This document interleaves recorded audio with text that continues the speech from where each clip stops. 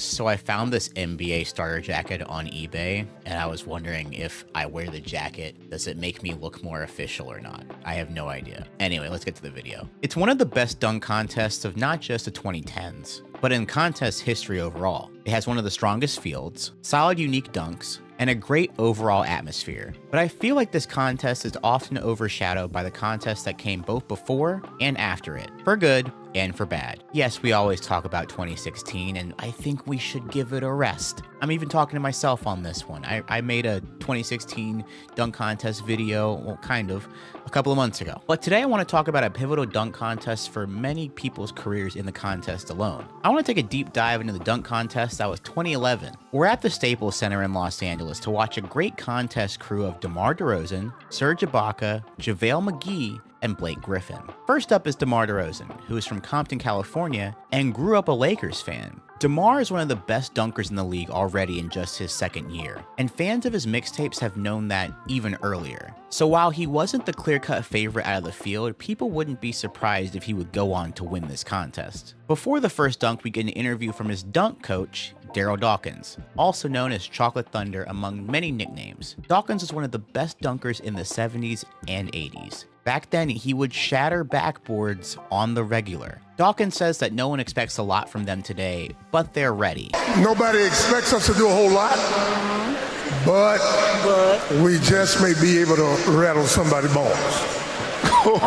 Now, I may be misremembering this, but this dunk contest, I don't know what people were expecting from the entire field, but I do know that most of the contest participants are on the younger side. I don't think anyone's over the age of 26 here. Anyway, DeMar DeRozan's first dunk is called the East Bay Funk Remix. This format gives you 2 minutes to nail a dunk attempt, which I think is nice. The NBA dunk contest has always experimented and shuffled with formats. Sometimes they're untimed in terms of how many attempts you can do. Sometimes they limit the attempts to 3. I think that this is the perfect balance of a dunk contest format. It gives you enough time to try new things while also not penalizing you for those things. DeRozan misses the first attempt, and it's a great time to point out that his lob partner is power forward Amir Johnson. Usually when there's a lob kind of thing in these dunk contests, they defer to a point guard, but no, it's Amir and DeMar. And I know what you're thinking. No, Kyle Lowry was not on the roster yet. Amir and DeRozan struggle with the timing a little bit, but then he hammers down the dunk home with 52 seconds to spare, earning him a score of 44, which for all the attempts is pretty fair in my opinion. We also get to see DeJuan Blair in an NBA chain, so we're matching. Huh?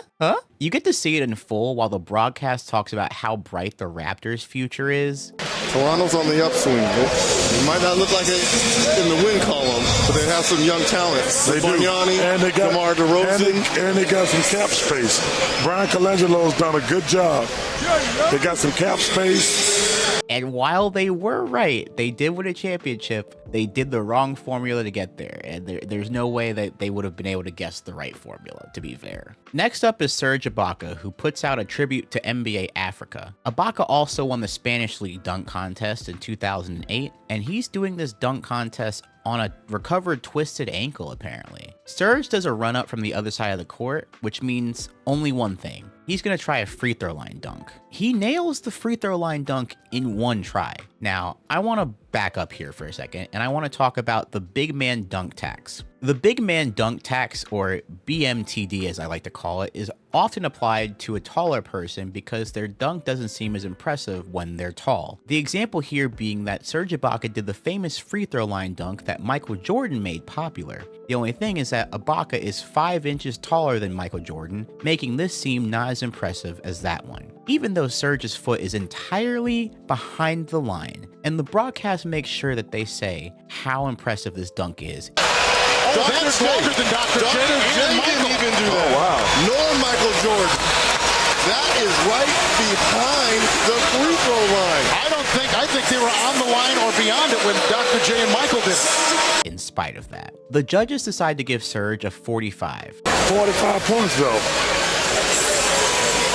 Something's wrong here, see? And Reggie Miller, I think, is in the right here. I think the BMDT was enacted here a little bit. Next up is JaVale McGee, who Barkley calls a dark horse in this competition. All right, here's your dark horse, right, Chuck? This is my dark horse. This kid got a tremendous upside. He's got to get a little better offensively. He got to put some rocks in his pockets or something. Barkley also makes a point that I want to talk about a little bit later on in this video. America don't know a lot about it because ain't no way in the hell we're going to show the Wizards. And Charles Barkley is right. At this stage in 2001, no one's putting on the Wizards, especially on national TV. Now, Chris Webber is JaVale McGee's dunk coach, and they decided to pay homage to Dwight Howard by using 2 backboards. Hey, homage, they came from the free throw line, all that, but second, you got to rewrite history.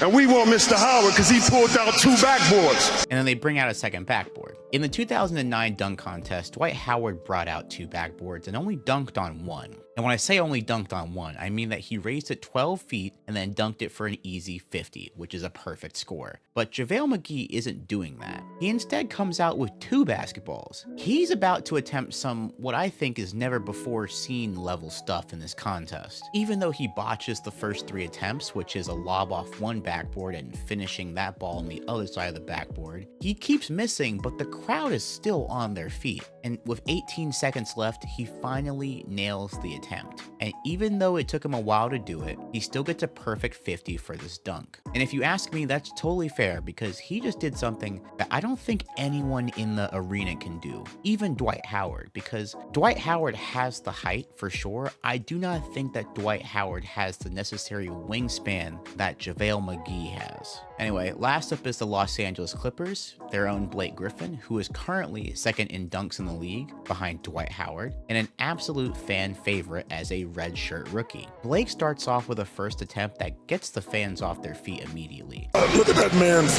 he got the Dwight Howard type body. Are you kidding me? Yes! He's not kidding! He's not kidding!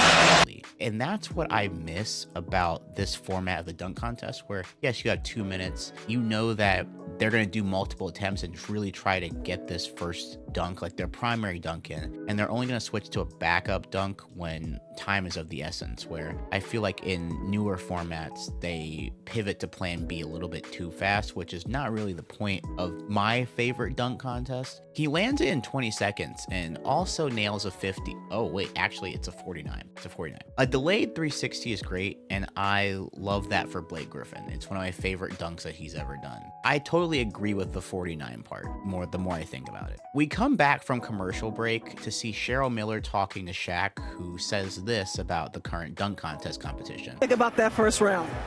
It was an impressive first round. JaVale McGee did something I've never seen before, but Blake Griffin, special big man. You know, he's one of those big men that only comes around every 10 to 15 years. It's a joy to watch. Thanks, my man. I found this interesting because Shaq would then get into a years-long beef with JaVale McGee starting next season. DeMar DeRozan is going up next for his second dunk, and his next dunk is going to be called the Showstopper. Okay, so I should explain here that Daryl Dawkins loved to name every dunk he did, so this 1000% tracks. Oh boy.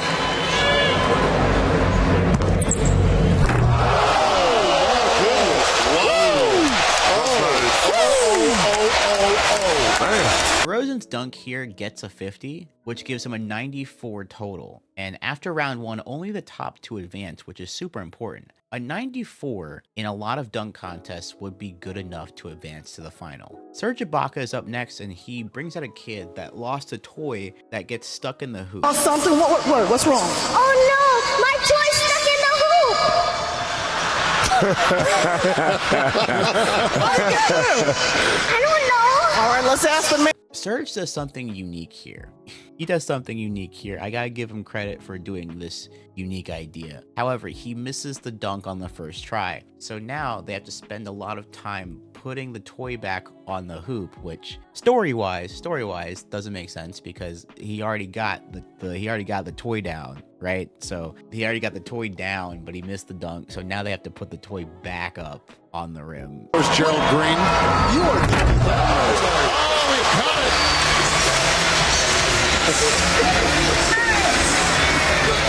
There you go, Junior. Ibaka gets another 45, and I honestly think that it's because of how much time it took to prep the prop back up there, which I think takes away of the shine of the dunk. That's what my main theory is. Anyway, it's time for Blake Griffin, who is assisted here by Baron Davis. Don't be intimidated by the white over here. No, not at all. You hear that, right? You hear the crowd going crazy at the misses. Now, Blake misses another attempt and then tries to go on to plan B, which also fails. They're trying to throw a lob off of a specific part of the backboard, but it's just not hitting. With 30 seconds left, he does an off backboard windmill, and after like 7 attempts, he still gets to 46, and I don't know about that one. Keep in mind, the DeMar DeRozan off the backboard between the legs after like less attempts was a 44, and I don't think that Blake Griffin's dunk was better than the DeRozan dunk. Moving on, all JaVale McGee needs to do is get a 44 or higher to advance to the next round. Press. What do you have next for us, JaVale? Everybody else doing 1 ball.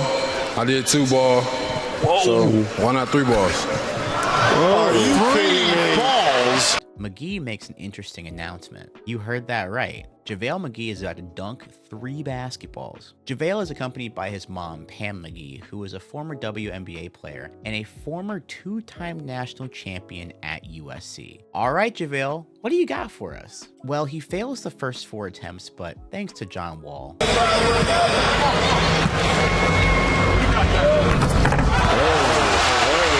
Man.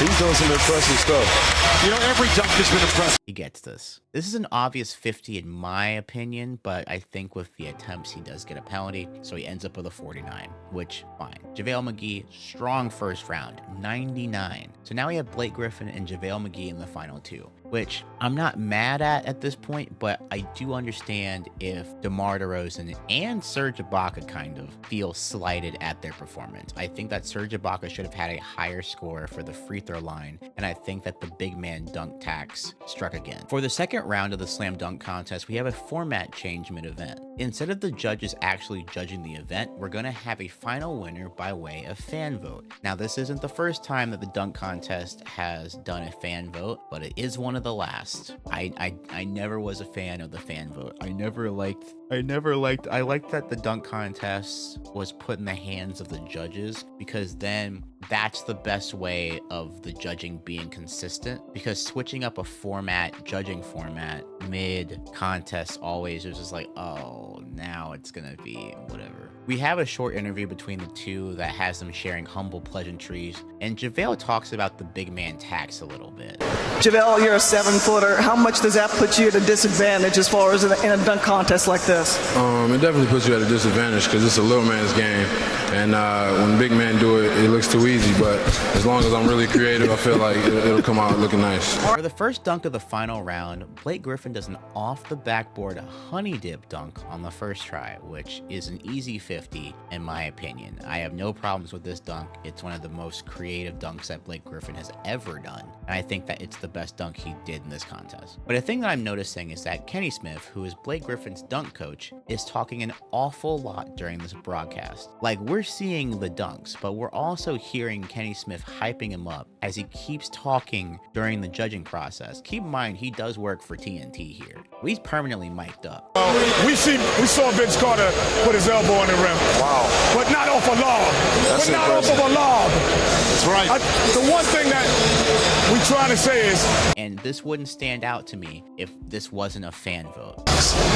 you know what those shoes are? They're Chuck? peaks. They don't Chuck, look you know, like- I know what kind of shoes They they don't are. look like Chuck. What are they? What kind of shoes are they, Kenny? They're called runner-up shoes. Like, the people watching at home, there are probably, and I know that I don't want to speak for all America here, but there's probably a great percentage that would be properly influenced by the guy that once said, "Let's go home, ladies and gentlemen," during the Vince Carter dunk contest. I'm noticing it now, like, JaVale McGee's dunk coach, Chris Webber, isn't mic'd up and he's not talking anymore. Like, he's not doing the same thing that Kenny Smith is doing. I'm noticing it now, like Chris Webber isn't mic'd up and he's not talking anymore on the TV. For like Kenny Smith is able to work for TNT while being a dunk coach. And I think that he has some direct influence on this dunk contest when it's all said and done. Anyway, for his first dunk, JaVale McGee misses the first attempt, but then nails a very impressive second attempt. It should be a high score if there were judges. I think it's also a 50, given what JaVale McGee did. Like, he's able to use his wingspan in a very unique way. Chris Webber obviously loves it, but again, he's not mic'd up. Meanwhile, with the next round, we have Kenny Smith having another interview where he's pandering to the judges. And most of us know what's coming next. We have the Kia car dunk. So Blake Griffin brings out the Crenshaw choir, and then the choir is singing I Believe I Can Fly. And then we have Blake Griffin catching a lob over the hood of the car. I gotta say that this is a good dunk. I don't think it's a great dunk. A lot of people call this dunk overrated. A lot of people call this a Kia advertisement in disguise. But nevertheless, the crowd in-house loved it at the time. And the worst part about all of this is that JaVale McGee had to go directly after that. But through all the spectacle, Charles Barkley says what a lot of us at home were thinking. You know what? I hate to say this. That wasn't the greatest dunk. But the presentation was pretty fun. Yeah, but listen. Forget JaVale McGee for a second. They're already talking about how Serge Ibaka got robbed. Building. Serge Ibaka left from the free throw line. I agree. He got robbed. He got robbed. This guy leaves from the dotted line. Yeah, the presentation was good. And then we go back to Kenny Smith continuing to talk and promote the dunk. Keep in mind that 2 years before this, Nate Robinson, a 5'9" guy, dunked over Dwight Howard. I digress. JaVale McGee's last dunk, he has one more chance to wow the crowd. That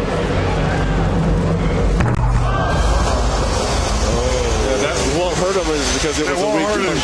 But if he hadn't made that to me would have. Wait, they didn't count that? It got to a point where even JaVale McGee is confused. I think I would count that dunk. I would personally count that dunk. So now JaVale McGee has to do another one and he's scrambling. He's out of ideas. So he does this. Now this is a disappointing end to the contest. And the big man dunk tax comes from him as he loses by a fan vote score of 68% to 32%. And let me say that honestly, JaVale McGee had a lot going against him. First off, Serge Ibaka already did a dunk that he was saving for the finals.